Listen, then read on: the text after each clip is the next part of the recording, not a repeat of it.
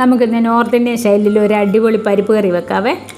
കേരള ശൈലി പരിപ്പ് കറിയേക്കാൾ ഒരുപാട് നല്ലതാണ്, നല്ല രുചിയാണ് കറി വെക്കാൻ. എല്ലാവർക്കും ഇഷ്ടപ്പെടും, വ്യത്യസ്തമായ രുചിയുണ്ട്. അതുപോലെ തന്നെ അത് നല്ല സ്റ്റൈലായിട്ടുള്ള ഒരു പരിപ്പ് കറിയാണ്. നമുക്കൊന്ന് വെച്ച് നോക്കാം. അതിന് വേണ്ടത്, നമുക്ക് 100 ഗ്രാം പരിപ്പ് നന്നായിട്ട് കഴുകി ഒരു കുക്കറിലിടണം. എന്നിട്ട് ആവശ്യത്തിന് നമ്മളതിൽ വെള്ളം ഒഴിക്കണം, ആ പരിപ്പ് വേകാനുള്ള വെള്ളം ഒഴിക്കണം. ഒരു 1/2 ടീസ്പൂൺ മഞ്ഞൾപ്പൊടി, ഉപ്പ്, അതുപോലെ തന്നെ ഒരു 1/2 ടീസ്പൂൺ മുളക് പൊടിയും കൂടെ ഈ പരിപ്പിനകത്തേക്ക് ഇടുക. എന്നിട്ട് കുറച്ച് ഓയിൽ ഒഴിക്കുക. എന്തിനാണെന്ന് ചോദിച്ചാൽ പരിപ്പ് പെട്ടെന്ന് വേകാനാണ്. കുറച്ച് ഓയിലും കൂടെ ഒഴിച്ച് 2 മിനിറ്റ് കുക്കറിൽ വിസിലടുപ്പിക്കുക. അത്ര മതി, എന്നിട്ട് തന്നെ പരിപ്പ് വേകുക. എന്നിട്ട് അത് നമുക്കതങ്ങ് മാറ്റി വെക്കാം. പരിപ്പ് മാറ്റി വെച്ചതിന് ശേഷം നമ്മളൊരു പാൻ അടുപ്പിൽ വയ്ക്കുക. അതിൽ 1.5 സ്പൂണോ 2 സ്പൂണോ, അത് നമുക്ക് എണ്ണ കൂടുതൽ വേണ്ടിയവർ 2 സ്പൂൺ എടുക്കാം, എണ്ണ ഒഴിക്കുക. അതിലേക്ക് നല്ല ജീരകം, ഒരു നുള്ളി ജീരകം ഇടുക. കുറച്ച് വെളുത്തുള്ളി, അതിന് ആവശ്യത്തിനുള്ള ഇഞ്ചി, ഒരു സവോള ചെറുതായിട്ട് അരിയണേ, ഒരു സവോള, പിന്നെ ആവശ്യത്തിന് ഉപ്പും ഒരു 4 പച്ചമുളകും കൂടെ നന്നായിട്ട് നമുക്ക് ഇതിനകത്തേക്ക് ഇട്ടെന്ന് വഴറ്റിയെടുക്കണം.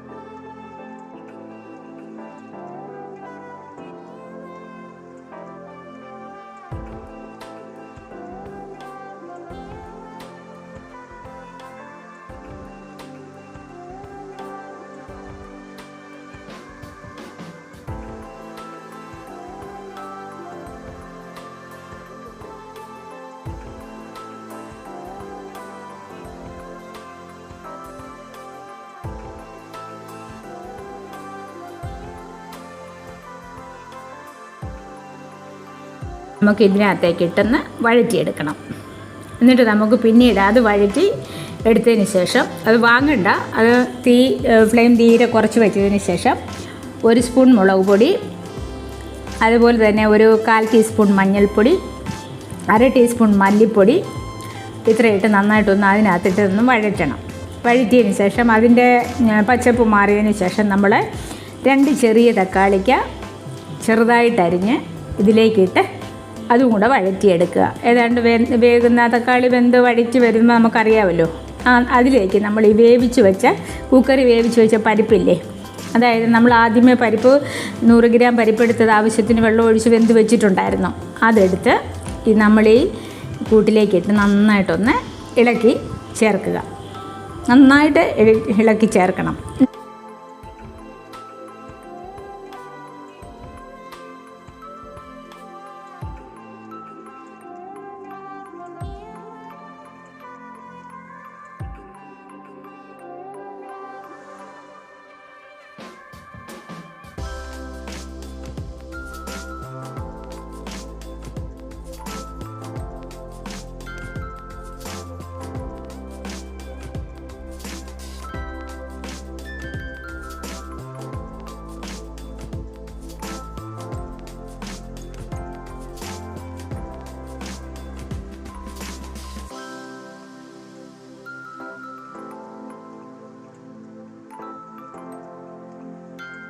ആ പരിപ്പ് വേവിച്ചൊന്ന് ഇളക്കുകയും കൂടി ചെയ്യണം. നന്നായിട്ടൊന്ന് ഇളക്കി ചേർക്കണേ. അതിനുശേഷം നമ്മളിവിടെ 100 ഗ്രാം പരിപ്പാണ് എടുത്തിരിക്കുന്നത്, അതുകൊണ്ട് ഞാൻ 1 കപ്പ് പശുവും പാല് അതിലേക്ക് ഒഴിക്കുവാണ്. എന്നിട്ട് അതും നന്നായിട്ട് മിക്സ് ചെയ്ത് ചേർക്കുക. പിന്നെ ഒരു നുള്ളി ജീരകം, നല്ല ജീരകവും കൂടെ അതിലേക്കിടുക. നല്ല ജീരകം ഇട്ട് അതും കൂടെ ഒന്ന് ഇളക്കി ചേർത്തതിന് ശേഷം മല്ലിയില ഒരു 3-4 മല്ലിയില മുറിച്ച് അതിലേക്കിട്ട് അതെല്ലാം കൂടെ നന്നായിട്ടൊന്ന് ഇളക്കി മിക്സ് ചെയ്തിട്ട് ഒന്ന് തിളയ്ക്കാൻ വെക്കുക. വല്ലാതെ തിളച്ച് പോകരുത്, നമുക്കറിയാമല്ലോ, ഒരു തിളച്ച് തൂന്ന പോലെ വെക്കരുത്, ഒന്ന് തിളയ്ക്കുക. കാരണം എല്ലാത്തിൻ്റെയും പച്ചപ്പൊക്കെ ഒന്ന് മാറി പാലും എല്ലാം അതിനകത്തും ആ മല്ലിയിലയുടെ എസൻസും എല്ലാം അതിലൊന്ന് ഇറങ്ങാൻ വേണ്ടി, ആ കറിയിലേക്ക് ഇറങ്ങാൻ വേണ്ടി നമ്മളൊന്ന് നന്നായിട്ട് ഒന്ന് തിളയ്ക്കാൻ വെക്കുക. തിളച്ച് വല്ലാതെ പോകരുത്. ഒരു തിളയ്ക്കുന്ന ഒരു പരുവാകുമ്പോഴത്തേന് നമ്മൾ നോക്കിക്കോണം, ഫ്ലെയിമൊക്കെ താത്തി വെച്ച് എല്ലാം അതിൻ്റെ എസൻസ് എല്ലാം ഇറങ്ങിക്കഴിയുമ്പോൾ നമ്മൾ ഫ്ലെയിം ഓഫാക്കുക. അടിപൊളി പരിപ്പ് കറിയാണ്. നിങ്ങളൊന്ന് വെച്ച് നോക്കി, ഒരിക്കൽ വെച്ച് നോക്കിയാൽ നിങ്ങൾ വീണ്ടും വീണ്ടും എന്നും ഈ കറി വെക്കും. അത്ര നല്ല രുചിയാണ്. നമ്മൾ കേരളത്തിലുള്ളവർ വെക്കുന്നതിനേക്കാളും ഒരുപാട് നല്ല ടേസ്റ്റി ആയിട്ടുള്ള ഒരു പരിപ്പ് കറിയാണ്. നിങ്ങളൊന്ന് വെച്ച് നോക്കണേ. ഈ കറി വെച്ച് നോക്കിയിട്ട് നിങ്ങളുടെ അഭിപ്രായം ഒന്ന് കമൻറ്റ് ചെയ്യണേ. അപ്പോൾ വീഡിയോ ഇഷ്ടപ്പെട്ട ചാനൽ സബ്സ്ക്രൈബ് ചെയ്യാൻ മറക്കരുത്. ഒരു ലൈക്ക് അടിച്ചേക്കണേ.